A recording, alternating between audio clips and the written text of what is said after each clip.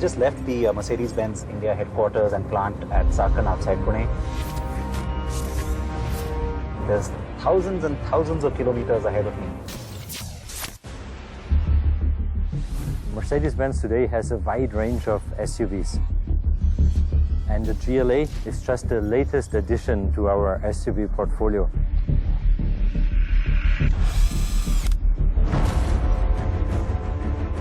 It's taking off in India. It's a very successful product. I think it will be a great opportunity to showcase not only to India but to the world what this car can do.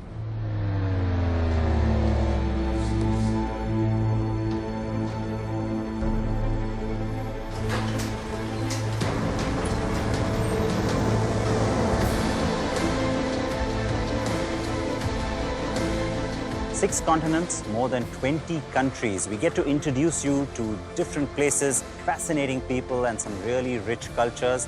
And joining me all through that will be this car, the Made in India GLA, along with his big brother, the GL, that are going to be with us right through this journey as we get ready to take on the world.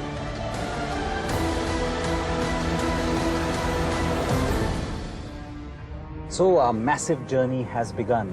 What a journey it's going to be. And over the next 6 months, on the Great Overland Adventure, with me will be Bala, Dhruv, Sirish, Ishan and Usuf. Exploring different countries, crossing different borders, mountains, deserts, you name it, and it's all going to be there. The memories that you are able to create, the stuff that will stay with you for the rest of your life.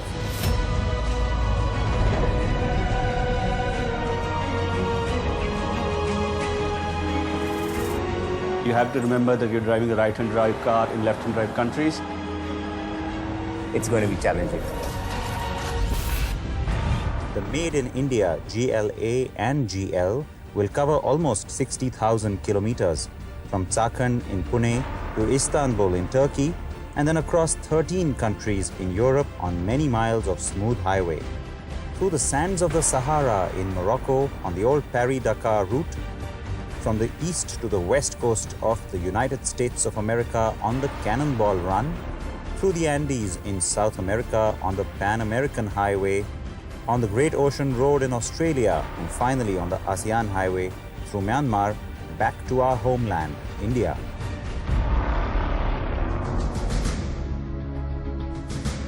There's also a tremendous sense of responsibility. I mean, nothing like this has ever happened out of India before. A lot of people say we're completely crazy to even take on such an endeavor. But you know what? You've got to be a little bit crazy, I think, to be able to pull something like this off, and you've got to follow that dream.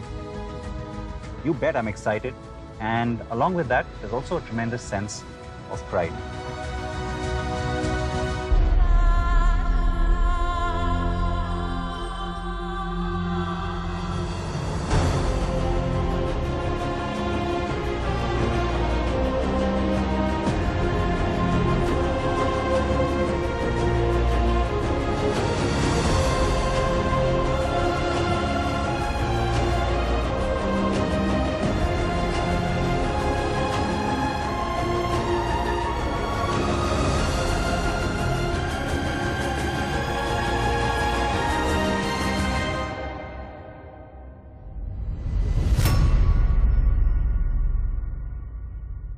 After the flag-off in Chakan, Dhruv and Bala took over the steering wheel from me. The cars travelled via air freight to Istanbul in Turkey at the cusp of Asia and Europe.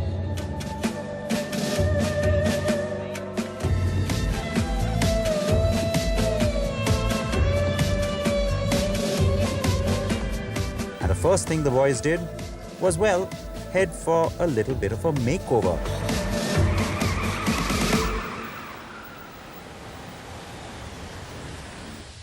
For stage 2, the GLA going in for like a beauty treatment here at the decal place.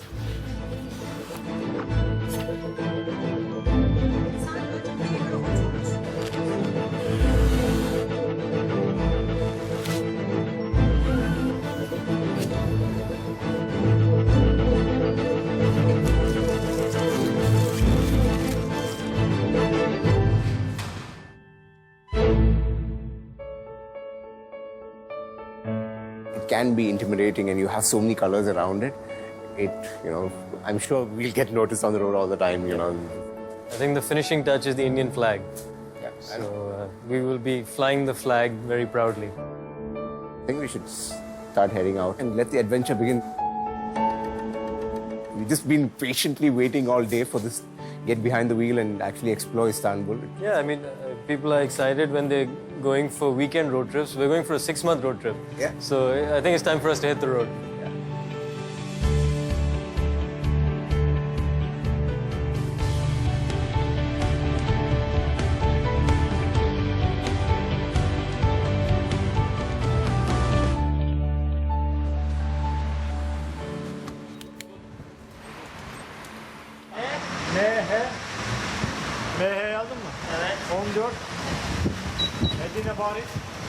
They need to put the license plate in.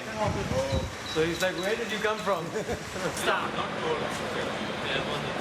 Nobody knows our country as India. Everybody here in Turkey still believes it is still Hindustan. They probably think, we're still in the ancient times, but not bad. Hindustan is actually a quite nice name.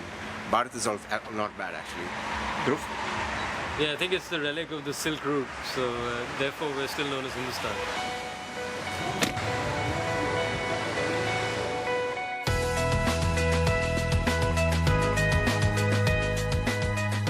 Finally, we're getting to go to the hotel, doing some driving around Istanbul city. Looks very pretty in the night. We also have to get used to driving these right-hand drive machines in parts of the world which will predominantly be left-hand drive. In other parts of Western Europe, there's a lot of order on the streets, and Istanbul isn't like that. So it's a good place to start because it makes us feel a little bit at home as well. Very, very, very excited to finally be on the road and to finally get the GLA adventure going.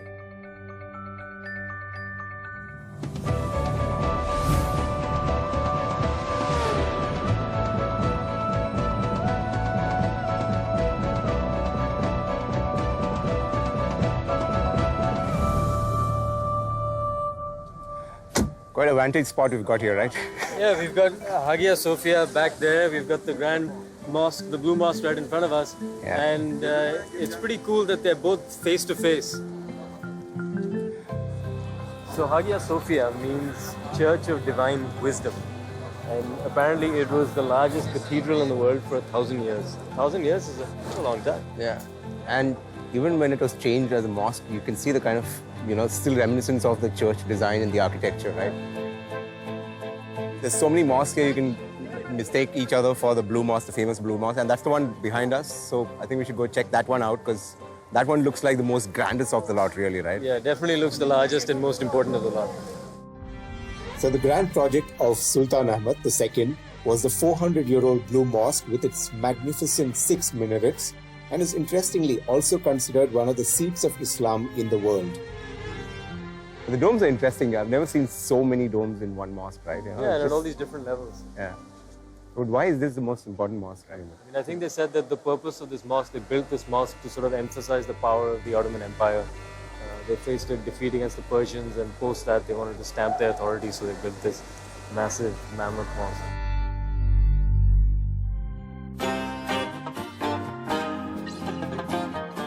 So this is where all the tourists really converge, right? You see the kind of people walking around the streets, Yeah, I mean, the fact that there are tourists here is not unusual. There have always been tourists, but I think the selfie and the selfie stick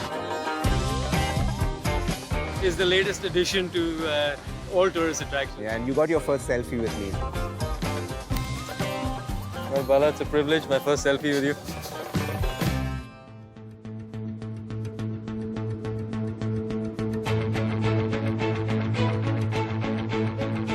The Great Overland Adventure is not just a drive, a journey across continents. It's a collection of experiences, memories, pieces of a planet in a GLA. It's about leaving imprints of India behind in every country, every city, and well, at least on one wall in Istanbul. On a busy street, Erbil, Istanbul's foremost street artist and creator of an app for contemporary street art, does just that. The route the cars will be etched, not for eternity, but at least until someone decides to wash it away. This is a really famous car repair area in Istanbul, so I've been drawing some cars here. It's a complimentary. These look like the ancient Morris Minors and the Volkswagen Beetle, but we've got something a little bit more sexy, I think. It's the GLA, this is the Mercedes-Benz GLA. Yeah. Can you get something like this to, probably get inspired or something like that? Yeah, I with will the kind try. of angles. Maybe I can turn one of them into that one more. The kind of design, yeah. All right, good luck. Okay, I want to see this color change completely, yeah. How do you think? What do you think of my parking spot?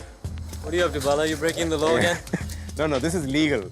And he does this for a living, so I'm guessing he knows the right authorities. So we shouldn't be in any trouble. But, just keep your key just in case we need to run away. I like the magenta, so I like the direction that he's going in. So I was going to already make the windows sky color. Okay. So I'm shaking it up a little bit first to get it to work. Yeah, and for example, like this one, with that kind of stuff, you can help me out filling it in as well, the windows. So I'm in charge of the windows. You want to try the other window, the smaller window?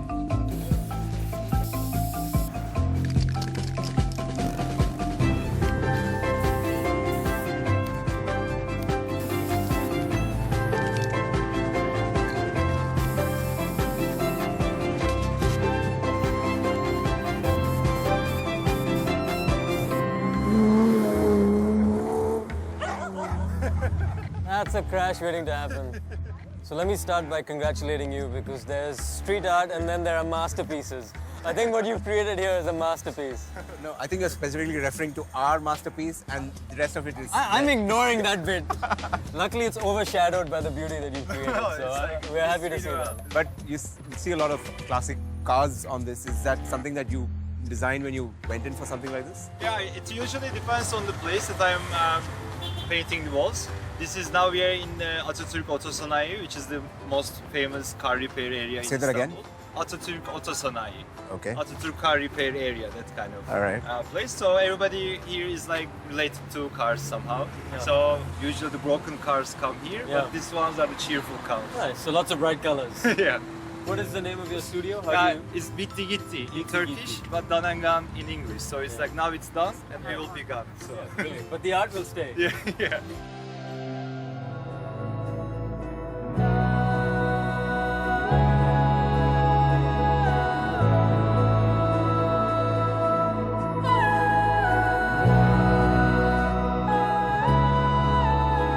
Day 2 of the GLA adventure has been fairly eventful. And if day 2 is anything to go by, at least what we saw today, I'm expecting that the GLA adventure is just getting started, warmed up, and the next few days is going to be a lot interesting.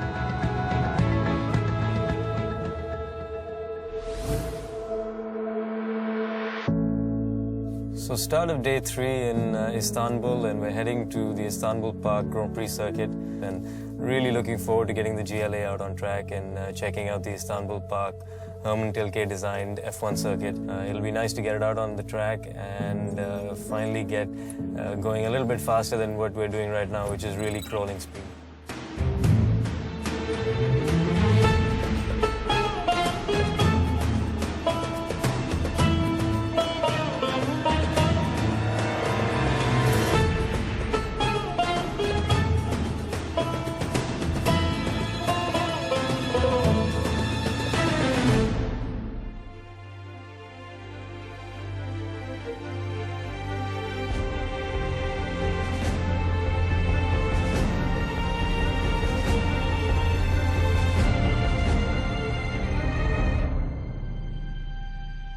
Some of the older European circuits like Spa and the Nürburgring and some of the others that have a lot of character, but they haven't lived up to the demands of modern F1 racing in terms of runoff areas and spectator-friendly and all that. But this is sort of built somewhere in the rolling hills outside Istanbul, so hopefully we'll get some elevation changes. And I also believe some of the turns are inspired by the other racetracks. Yeah.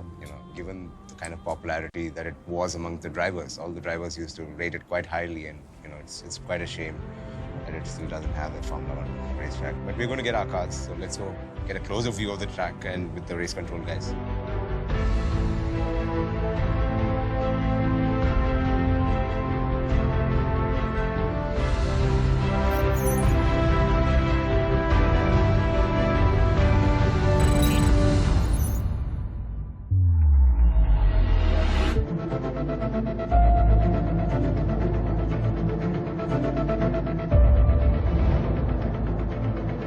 Istanbul Park, I have to say, completely blew me away. It far exceeded my expectations. It had elevation changes. It had blind corners. It had flowing corners. It had, of course, turn 8 with its 4 apexes. It had long straights followed by nice flowing bends with elevation changes. There was like a reverse Laguna Seca corkscrew, which was great fun. And the GLA handled everything that was dished out to it. So Istanbul Grand Prix coming to an end, and you have Dhruv in the GLA coming in at the final lap. The final turn is here, and he's going to get through the checkered flag in super style. The GLA is looking good. The headlights are all on. And Dhruv Behl is the winner of the Istanbul Grand Prix.